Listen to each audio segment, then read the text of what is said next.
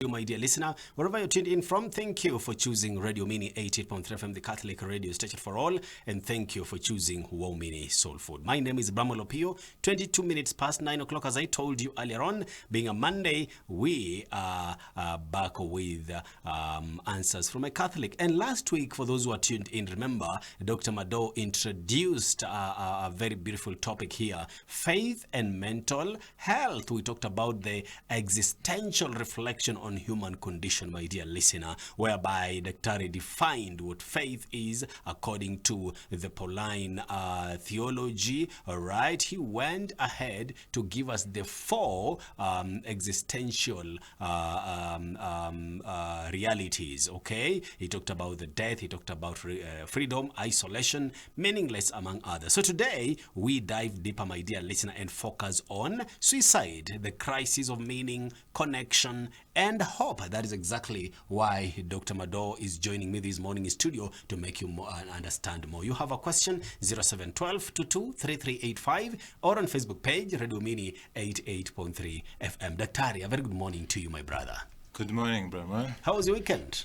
Weekend was fine. I got good rest, and I'm happy to be here with you again. All right. Karibu sana, Daktari. Thank you very and much. Now that you had a beautiful weekend, I'm sure that we're going to be having a very beautiful discussion ahead, because this is a very, very sensitive issue, matters suicide. But above all, kindly introduce yourself. Very well. My name is John Madowo once again, and my background is in clinical medicine and counseling psychology.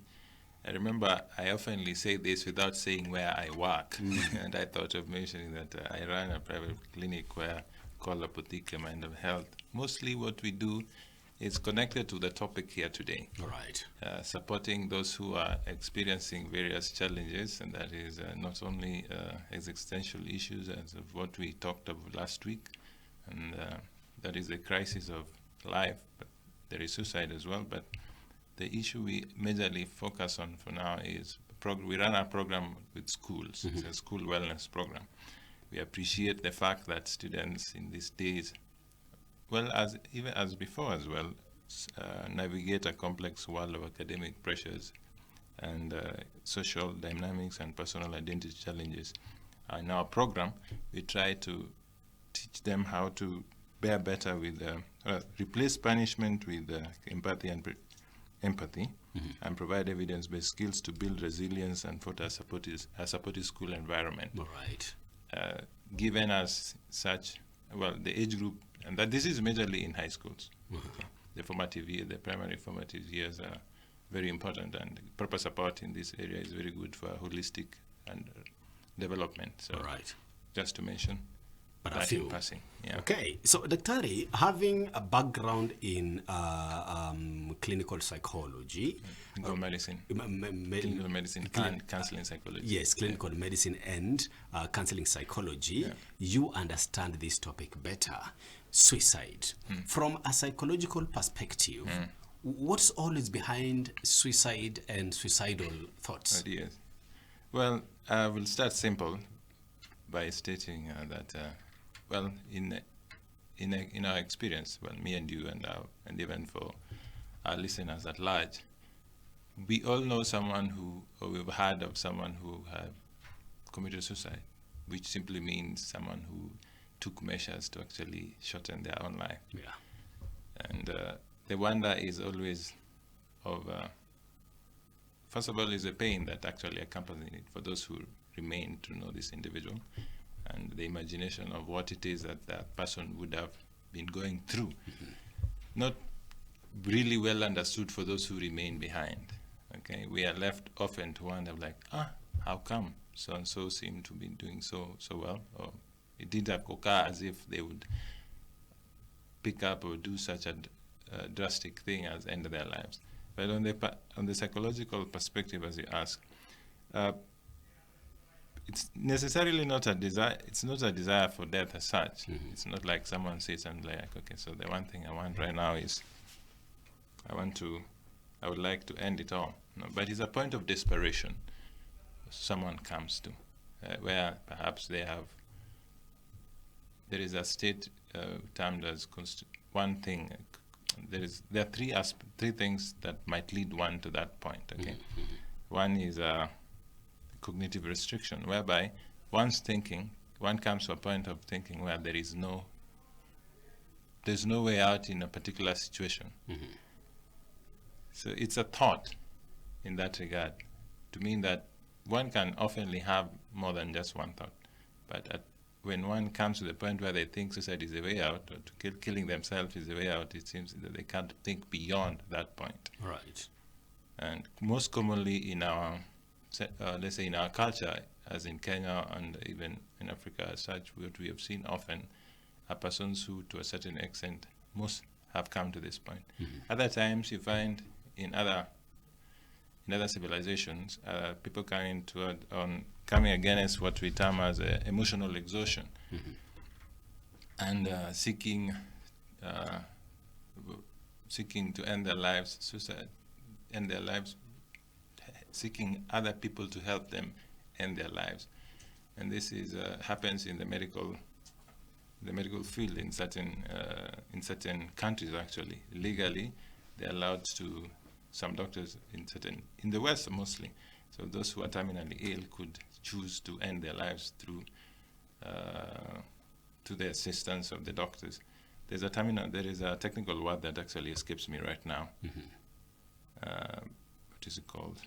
But anyway, so emotional exhaustion. So let's say one has a cancer that they're gonna suffer for a long time, and they're afraid of bearing the pain to the end, so they so choose to ask those who are helping them through this to end it for them. Yet, just to mention that one, there is a third one there's a third, which is loss of future orientation. Again, one loses hope on what could become of them, or what they could become in time, and they think that, okay, so at this point, this overwhelming psychological pain kind of leads them to think, okay, there is no hope for the future, and for me now, maybe this is where I need to stop. And sadly, without help, and if they don't speak out, and if they're alone, it does happen that that's when we learn of such stories as of what most of us are aware of, someone who ends up killing themselves. All right. Yeah. So having taken us through these three things, cognitive restriction here, when a person can't think beyond that particular point, emotional exhaustion, loss of future intention. So in a nutshell, from an existential perspective, what does suicide represent?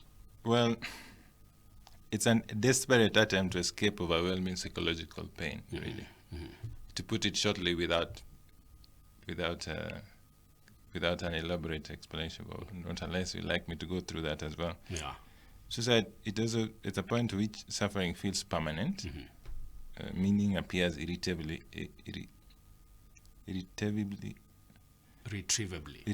lost, yes, like it cannot be retrieved, like something lost and that cannot be found, okay? And the individual experiences isolation as absolute. Okay, so one is at a point where, okay, they feel like, it seems like I've lost everything. Okay. And there is no point of return. And at this point, what then remains for me? It's a desperation. I mean, to just bring a perspective here that, our Christian perspective, in our experience as Christians, in the teaching of Christianity, in the Bible, we come across one man who commits suicide. Judas. He seeks to escape his pain after the betrayal of our Lord by killing himself. It's most often it's most often an escape from reality, thinking that there is no particular way out other than what one has so far conceived. Okay, but by opening up or talking of what particular situation one might find themselves in, one could begin to find hope. Okay. Again, I'll use the example of Judas and what our Lord actually talks to him about. When he comes to him to betray him, he asks him, "Friend, what are you here for?" He asks him, "Friend." If someone calls you out as a friend, and that is in the event perhaps you are even depressed and anxious, and someone wants to be your friend, then they provide you like with a shoulder to lean on. Yes. And this is how we walk with our brothers and sisters who might have come to a point of desperation and lack of orientation, of future hope even. Okay. So they might feel isolated or a loneliness, building on the previous topic from last week. We spoke Exactly, of, yeah. like forgiveness. So they might feel alone, they might lose their hope, and as such think, okay, this is the end for me, and so what happens is they apply and they might use some means and to hurt themselves. But what we are trying to bring them to see, those who are hearing and those who might know such a person, the thing is, we're trying to have them see how they could be there for these people, okay, and reach out to them. And being there often does not mean giving something. Sometimes it's just being reachable. And that kind of might help draw someone out of that particular window or place of uncertainty or hopelessness, and give them reason to want to wake up tomorrow or to give life a shot once again. Okay. Yeah. Now, talking about giving life a shot once again, it means that psychologically, this suicide we're talking about here is strongly associated with something. So, psychologically speaking, what is suicide strongly associated with? Well, severe depression, trauma. We find that people seek to cope with this psychological pain through, and that is if they are depressed and even anxious, through use of substances, and it also leads to profound psychological disconnection. Okay, you find that these conditions actually distort perception. Perception is thinking, okay, and erode hope. We spoke last week of okay, so I kind of lose my thought there, but anyway, in a sense, I've answered whatever you asked me about in regards to whatever society is associated psychologically. So we have anxiety, depression, and substance use, and we spoke of the freedom being one of the four givens of life, isn't it? And how we use this freedom sometimes might lead us to want to compensate or even escape reality. That is, if there is, to a certain extent, moments when we might feel, or an individual might feel, like they did not apply themselves as appropriate. Okay. The issue is, the risk is that let's speak of use of substances that sometimes one might apply or adopt as means of trying to cope with anxiety or depression. They might introduce they usually end up exacerbating this condition of anxiety. So let's say, for example, for speaking of substance use, the most common thing most people, our youth perhaps, actually adopt is, let's say, smoking or bang or even drinking. It kind of feeds the feedback. It kind of makes anxiety worse, okay, and push to the limit. Oh, and the other thing that we see often sold that is even legal is actually jabba, that we see young people chewing a lot in Nairobi now. This also feeds the anxiety loop, makes them even more anxious and distorts their thinking, okay. And when one is high on these substances, then rational thought is actually impossible. As such, application of means that could actually lead to the hurting themselves is also quite common. And now that I'm talking about it, it's again, I'll go back to the issue of support that any one of us can oftenly offer whoever is suffering. It is an experience that we hope, and that is suicide, none that we know should ever experience, think of as a way out in life. And the least, or even I think in this case, the most anyone can do to help such an individual that have come to the point of hopelessness is to be there for them, hold their hand, and bring them again to arrive at that point where they could give a shot at life. And talking about this, last week you talked about while we were introducing this, you defined faith as per the scripture. Yes. Okay, I believe you referred to Hebrews chapter 11, where you said that now faith is the assurance of things hoped for, the conviction of things not seen. And in the context of that, Daktari, what does the Catechism of the Catholic Church teach on suicide? Well, point 2282 of the Catechism speaks to us. It approaches suicide with both gravity and compassion, actually. Okay. While affirming the sanctity of life, the Church recognizes that intense psychological suffering can diminish moral responsibility. Okay, and that the Catechism acknowledges that suicide is frequently driven by grave psychological disturbances, anguish, or fear, and entrusts the souls to the mercy of God. So, to expand a bit on that, psychological suffering can diminish moral responsibility. We spoke of, I'll apply something I picked along the way in my studies. It's much more associated with our brothers, the Jews, in their book, the Torah, where they speak of human beings being limited beings. Okay, to go on a limb here for a moment, and this is to explain more what something to do with the psychological suffering and how it is part and parcel of human experience. Okay, so Bramwel, to think for a moment about who a human being is. It's not a question that we oftenly ask ourselves, but to think for a bit, and also applying our own faith as Christians. Okay, so we have human beings, me and you, and whoever else is listening, and the other being we know of, the other beings we know of are angels and God. Okay, so what is a being that lacks that? What is human beings? We are finite, isn't it? To mean that we don't know everything, neither do we have all the power, so we are not omnipotent, neither do we know everything, so omniscience is nothing, that is not an attribute of ours either, and so we are not omnipotent, we are not omniscient, neither are we, what is the third attribute? Not all powerful, not all knowing, neither do we have everything that we want. To a certain extent, that is what makes us humans. To me, limitation is what makes us human beings. For God is all powerful, all knowing, and what is the other attribute? I forget the third attribute of.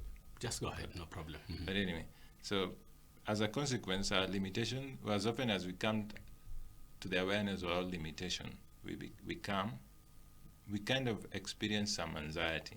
It's like a student sitting an exam, for example. When they come to the realization that they don't know all the answers to the questions to the paper that has been presented them, they become anxious. When a parent perhaps lacks the fees to pay for the son's fees, they're anxious. And so does a woman who hopes to have a child, or a doctor who cannot cure their patient, or I don't know. You can apply that to anybody. So that awareness brings about pain in the psychological sense, okay? But if we remove the limitation, then we also cease to have the human being. The limitation, to a certain extent, kind of brings about, is what actually is needful for us to exist. But our awareness, given as we are rational, of that particular limitation makes us anxious or brings us pain, to the extent to which whatever it is we are suffering is severe, okay? And which would lead us to seek means of alleviating the suffering, which has led to, we say, these coping mechanisms that we know of. We are speaking about substances, use of them, that persons adopt in the excess that limit their productivity. Or other times, in the severe case, as we are now, and this is in relation to the topic of the day, suicide, one could think that the best thing is to end it all. Okay? Yeah. But to bring in the aspect of God, we see we see at the point of at the cross, Christ is suffering and actually is desperate in a manner of speaking, to the point where he cries out to God the Father and asks, "Why have you forsaken me?" Because he suffered as much as he did, and he was hoping for a way out. In fact, he did hope for a way out. He says, if it was the will of the Father that he might take the chalice away. But as he willed, he was to drink to the dregs of that chalice, and so he cries as such. You even see that at the Garden of Eden, Garden of what's it called, Calvary? Is it Calvary? No, Gethsemane. As an angel is sent to him when he sweats blood, and as he morally contemplates the suffering, he has to go. And it's not that the Lord takes away his suffering, or that God takes away his suffering, but grants him support through it. Mm-hmm. So it's to say interesting, and it's not the right word to use here, but suffering is quite a complex thing for us to even perceive as human beings. In our Christian faith, the Lord allows it for some reason that we must experience it. But He doesn't explain it to us, but He comes to inhabit it, we are told. And it is in the resurrection that it becomes the ultimate refutation of despair. Okay, so it's not the end, ordinarily. But if we are able to if we are resilient enough, and that is through the support we have, for if we are lucky, because some others don't have this social, let's say, social support, one carries the day. Okay,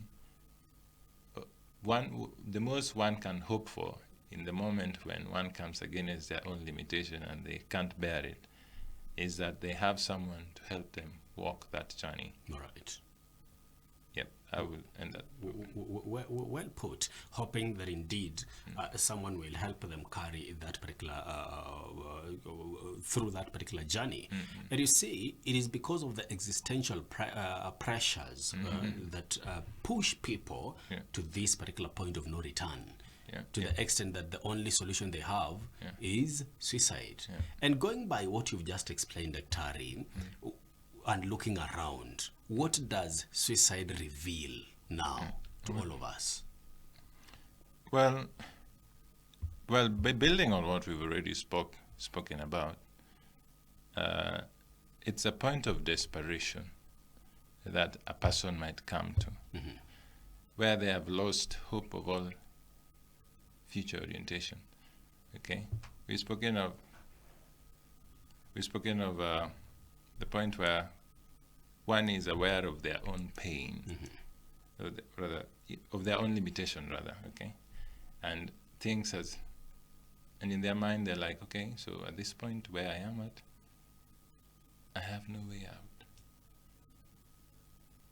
and I want an end to.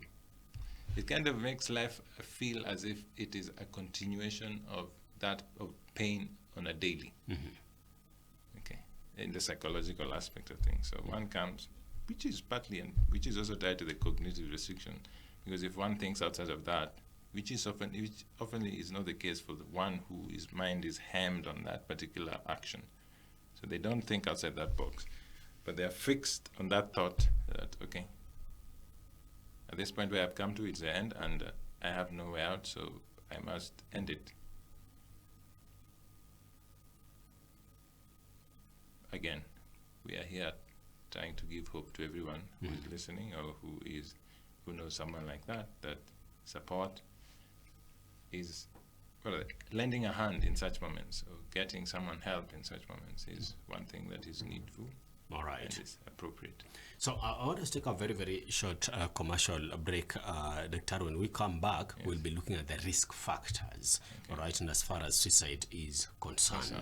My dear listener, don't go too far. Waumini FM.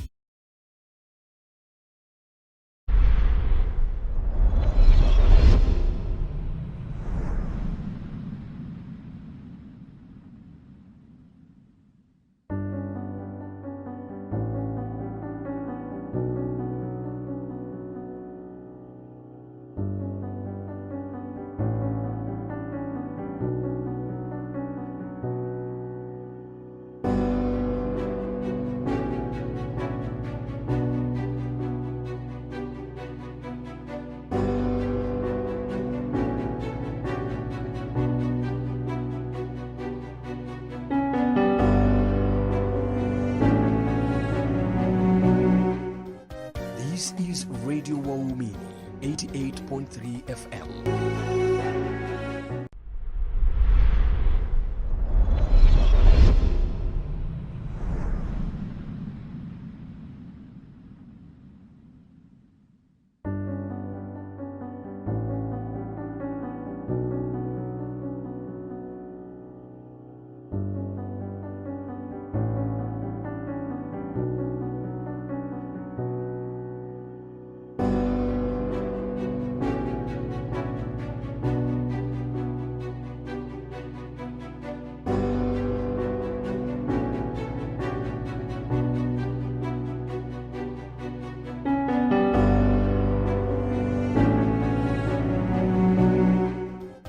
This is Radio Waumini, 88.3 FM.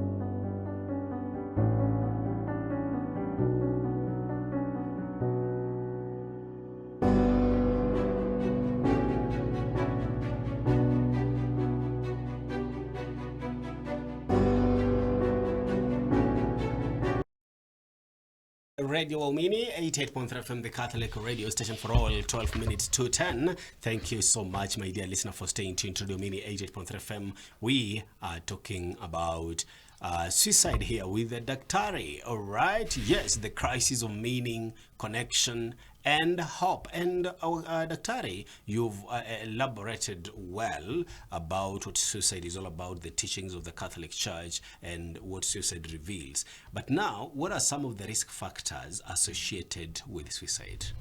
Very well, Bramwel. Thank you again. From the beginning, we did mention three aspects, three factors rather, that are commonly seen to be as the risk factors. We have cognitive restriction, at least, and then expand a bit on them. All right. Cognitive restriction, emotional exhaustion, and loss of future orientation. So, cognitive restriction is narrowing of perception. It's just a point where one comes to where they cannot think outside the box, in a manner of speaking. Okay, so depending on one's particular circumstance, or whatever it is one could have been applying themselves in life, for example. Let me use the example of the school setup. Following us for a long time, I worked with the students in an institution of higher learning, and did go through that as well as a student at some point. Okay, so in our setup or in our culture as Kenyans, education is really highly regarded ordinarily, which in a good sense, because it's a means through which we get to earn a living or develop professions, become professionals and earn a living and support ourselves.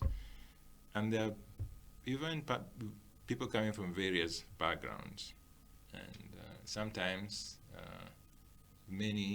a family has really sacrificed a lot to have a student or in an institution of higher learning.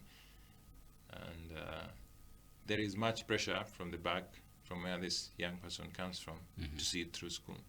Or besides that, it's just their own desire to excel. And it could be as a consequence of whatever reason. It could be the pressure from the class, or the success is not as fast in coming as they would desire, for one reason or the other. Okay, and they don't find as much support within the perimeters of the school in terms of moral support or even psychological support. And so they might end up feeling alone. Or perhaps the guardians or parents are not accommodative to them in terms of trying to find out where they are at in their stage of development. And so they are desperate. So at home, there's not much of social support. At school, the lecturers the deadlines. Let's speak of the deadlines. Deadlines are not things anyone can actually debate with, isn't it? it's Monday morning, we are going to have an exam, it's Monday morning, the exam is going to come. Or you're supposed to have submitted your paper by 12 midnight last night and you've missed it, then you can't debate with that deadline. So then anxiety and desperation kicks in, and pressure from home to finish school. And for one kind of feels themselves in a box here and we're like, so what do I do? Perhaps that's the second year that's happening, or the third or the fourth, or even the fifth year, past the graduation date. And much money is already given and much already borrowed, and one is at that point and wondering, what do I do? And they lack friends whom could listen to them. The point is, it's not the case that there is no way out. It appears very desperate even as I relate the story or give this particular scenario. But we're trying to build the point that the idea of cognitive restriction or perception is just a thought. Of course, there is always the idea of appealing to, let's say, the school and telling them, trying to explain oneself, or deferring a term or a semester until one is in fact very well able to take up the pressure again. These are ways out, to mean that in as much as one can be restricted in thinking and feel that the end has come for them, there is but hope in finding, or that if one is able to think outside the box, and that is only possible in terms when there is, when one has friends, or let's say they pay heed to such platforms as of psychological help that most institutions actually have, or, now that we're talking about this, they could reach out to you. I guess you do have numbers, hotlines that people can call, and we are very much also in touch, so we could help in that regard. So that is about cognitive restriction. There is emotional exhaustion and loss of future orientation. In our part of the world, we don't see doctors assisting patients to die. It's not lawful. Yeah.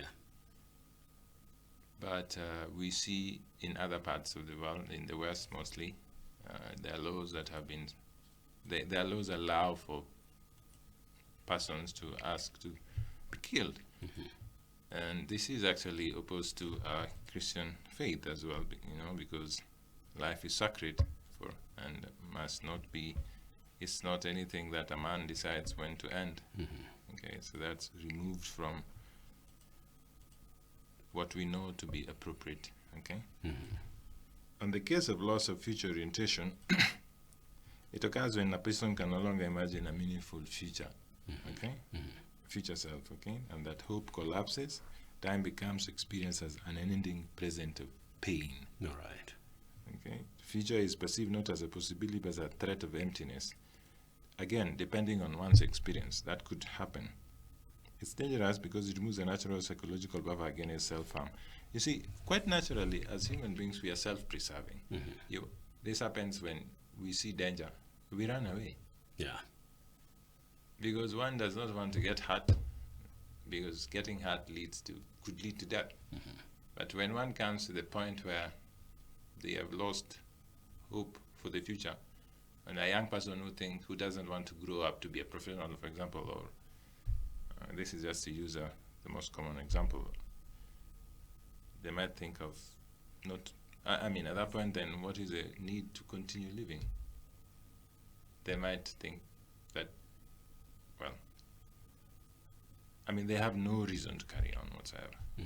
Anyway, in conclusion, those are the three most common reasons: cognitive restriction, emotional exhaustion, and what?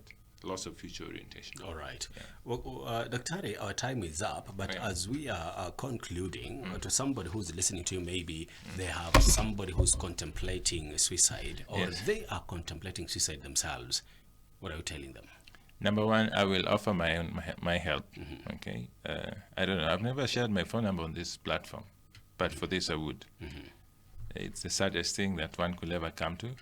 Just to mention, before I say anything, 0710 300 114. That is 0710 300 114 is my personal number, really, and clinic number as well. For anybody who is desperate to the point of thinking that ending their lives is a solution, the one thing that they need is hope. Someone to walk through with them through that crisis, at that point where they are, and feel as if there is no other way out. Please reach out to us, or to Bramwel, to me, or to Bramwel. Bramwel, of course, does ordinarily share his numbers as often as he's presenting, but I've just talked of mine. Reach out to me, or whoever is there around you, and speak out what is happening. The point is, share your situation. There is always but a way out, okay? There is no such thing as the end for human beings who are rational in terms of lacking a solution to a situation. They say wherever there is a will, there is a way, isn't it? And sometimes most of what you need is to share your burden with another person, and whoever is besides you could just be that person. So just tell them, so and so, I'm having a hard time today, or I've been having a hard time, and this is what's happening. Could you help? And I think that could be the beginning of the restoration of hope to whoever seems lost. All right. Yeah. Daktari, thank you so much for your time. You're welcome. This morning. Look forward to having you again next week, God willing, so we can continue talking some of these sensitive issues here. Asante sana. My dear listener, thank you for your company. That has been my time. I do wish you a very, very productive Monday and a blessed week ahead. Kwaheri.